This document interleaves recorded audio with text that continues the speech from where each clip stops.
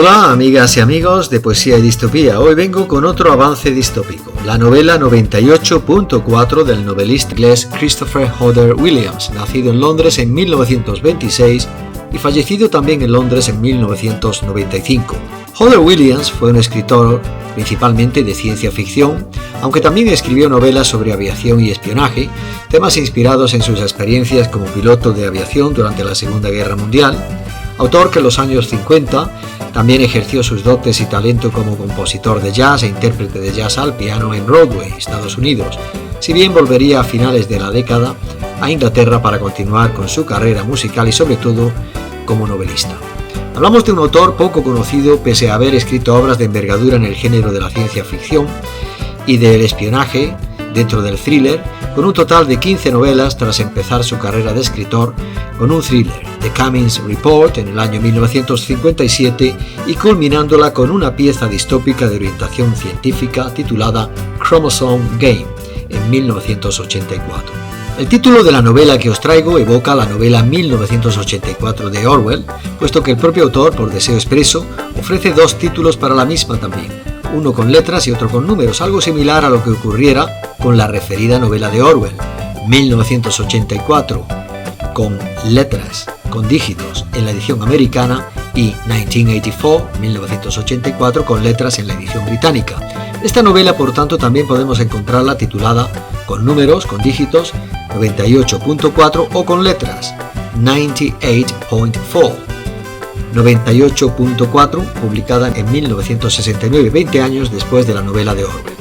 Aunque el título no es exactamente el de la novela de Orwell, sí coincide en los tres últimos dígitos, por lo que evidentemente se trata de un claro guiño a la célebre obra orwelliana. 98.4 es un impresionante thriller de ciencia ficción que mezcla acción y espionaje. Está claro que Christopher Hodder Williams ha investigado mucho para preparar esta obra y ha bebido mucho de sus propias experiencias personales durante su paso como piloto por la Segunda Guerra Mundial. Aunque parte de la tecnología a la que se hace referencia es anticuada desde nuestro punto de vista, hay que recordar que esta novela está ambientada en el año 1969, no en el presente. Estados Unidos aún se encontraba en los estertores de la famosa y funesta caza de brujas de la época de McCarthy, el macartismo, y con el miedo al comunismo que motivaba a las facciones políticas americanas más extremistas. El temor a que Estados Unidos intentara iniciar una guerra bajo la premisa de atacar primero también era muy patente, y por otro lado la ONU también era vista por los norteamericanos, por Estados Unidos, con mucho recelo. Este asunto, por lo tanto, desempeña un papel muy importante en la obra. Hodder Williams construyó la historia en torno a un concepto que seguramente funcionaría muy bien en el género de la ciencia ficción actual, la utilización del tejido cerebral humano o incluso de cerebros como fuente de energía para armamento nuclear. La novela también se basa en gran medida en los problemas políticos de la época, con Rusia, Inglaterra, Estados Unidos y las Naciones Unidas enfrentados por desacuerdos sobre la capacidad de las armas nucleares, no solo por la Guerra Fría, sino también por los conflictos entonces recientes de las invasiones rusas de países europeos que ya eran parte del orbe soviético. Nigel Jayne es el protagonista y narrador de 98.4, quien se encarga de la seguridad en los laboratorios del Grupo 2 de una empresa sin nombre en la ficticia ciudad de Elstree. Al comienzo de la novela ha sido despedido y abandonado por su novia y posteriormente reclutado por un agente de la ONU que sospecha de las investigaciones que se están llevando a cabo en el Grupo 3 de la empresa. Varias personas aparecen y le dan pistas a Nigel Jayne sobre el genio residente y promotor de este misterioso avance tecnológico y científico, el Dr. Stergen, relacionado con la creación de misiles nucleares guiados por tejido cerebral humano. De algún modo, el Dr. Stergen ha construido una base subterránea cerca de la ciudad de Taunton, donde puede llevar a cabo sus viles experimentos con prisioneros que han sido forzados a dicho experimento, prisioneros seleccionados con un alto coeficiente intelectual a los que se les extrae el cerebro. Pero el Dr. Stergen también ha conseguido reunir una pequeña flota de submarinos para transportar sus misiles balísticos controlados por nervios con tejido cerebral. Nigel Jayne, el protagonista, actúa en la novela como una especie de agente 007, primero para descubrir más sobre las misteriosas y funestas actividades de Stergen, y segundo para frustrar su ruin plan de lanzar estos misiles y desencadenar una guerra nuclear. Para ello aborda uno de los submarinos de Stergen, donde descubre qué significa exactamente Nerve Control, controlado por el nervio cerebral, como leemos en la escena final del 10º capítulo, en el ecuador de la novela.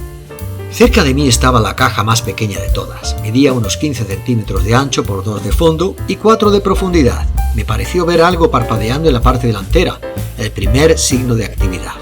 A través del humo que se espesaba rápidamente, vi que esta caja estaba unida por una tira de plástico a las otras unidades montadas y escalonadas más abajo. Estas ya estaban inundadas de agua. Entonces el humo se disipó por un segundo y vi qué era lo que se había movido en la cajita. Era un par de ojos humanos. Luego surgió una voz procedente de un altavoz metálico situado en lo alto. En pocas palabras, esta voz que reconocí me explicó exactamente lo que tenía que hacer para salir. El tono era muy controlado, disciplinado y parco en palabras. Era más bien frío y reservado, como los ojos de la caja. No ofrecía calidez ni emoción alguna, solo consejos objetivos. Cuando el agua alcanzó cierta profundidad, vi que la caja central, a la que estaban conectadas todas las cintas de plástico, se sumergía. La caja de voz vaciló cuando el agua marina teñida de sangre manchó la cinta orgánica. La caja de ojos, con pupilas terriblemente humanas, a pesar de su configuración electrónica, miraba con dolor y horror. Y mientras observaba este horrible vestigio de hombre distribuido por bastidores como tantas unidades de equipos de comunicaciones. Sentí pena de ver la ingenuidad con la que se había dejado cegar por todo lo que le habían hecho. Sterling es el único hombre en el mundo occidental que puede poner en práctica mis ideas. Esta era la terrible prueba de semejante práctica. Y eso es todo por hoy, amigas y amigos de Poesía y Distopía desde la ciudad de la Alhambra. Este que os habla, Jesús Castelnuovo, os insta a disfrutar de la lectura frutosófica de una interesante y desconocida pieza de ciencia ficción distópica de mediados del pasado siglo, 98.4, de Christopher Hodder Williams.